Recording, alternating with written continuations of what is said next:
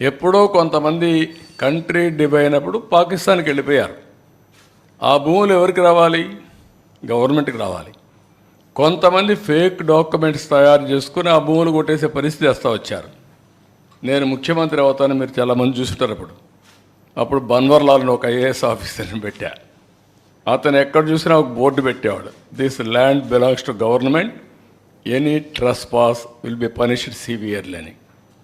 అప్పట్లో నేను ఇంకోటి పెట్టాను, ఎంఆర్ఓకి ఒక ప్రొహిబిటరీ బుక్ పెట్టి ప్రభుత్వ భూములను ఐడెంటిఫై చేసి ఆ బుక్లో రాయాలి. రాసుకున్న తర్వాత ఆయన ఎవ్రీ వీక్ ఇన్స్పెక్ట్ చేయాలి. ఇది కస్టోడియన్ ఆఫ్ దట్ ల్యాండ్స్ అనమాట.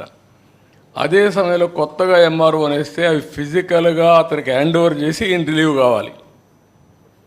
That was the rules I passed.